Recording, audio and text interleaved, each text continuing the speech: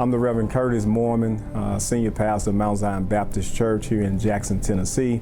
We're affectionately known as Mount Zion Downtown. My main motivation for getting vaccinated was my family. My immediate family, I thought about my wife and our 3 kids, and me being a frontline worker or essential worker, I didn't want to put them in harm's way. I want to do everything that I could to protect myself so that they could live a life free from contracting the corona. I was hesitant about getting it initially. It was something new, and from what I know in history, there's always been some experimental drugs, and then when it came to black people or people of color, I immediately thought about the Tuskegee Project.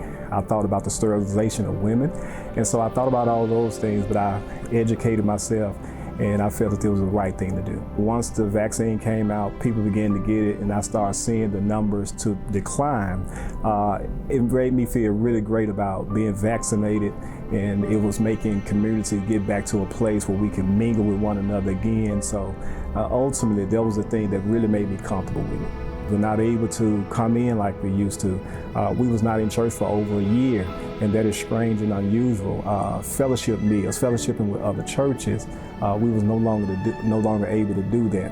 And for, again, over a year, I preached to empty pews, just a few people inside of here with us, and so that changed. And as a chaplain, it changed the way that we was treating people. The PPE gear that was given to us. We had to don those robes and all those gowns and things of that nature just to make sure we was safe. Limiting the people who can come and visit their loved one, even on their deathbed. They had to make a choice who was going to be with mom or who was going to be with dad. And that was a painful thing to witness. We read in scripture, love thy neighbor, all right? And so when we love thy neighbor, that means sometimes we got to put our selfish reasons or ambitions aside so we can do things for somebody who's living in community with us.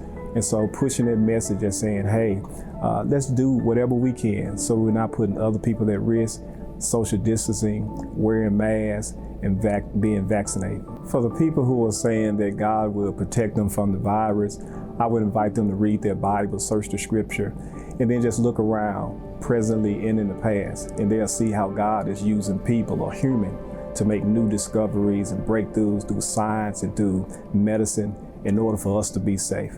We wouldn't be where we are as a nation, as a world, if it had not been for God giving someone the wisdom in order for them to be healed or in order for them to be at a place that they're safe in their lives. If you was unvaccinated at our church, this is what I tell you. I tell you to prayerfully consider being vaccinated for the sake of you and your family and the greater community at large. I'll also suggest that you go and talk to your physician. So if you have any questions about side effects or whether you are a person who are more at risk, I believe they can better answer those questions than people who are outside of medicine.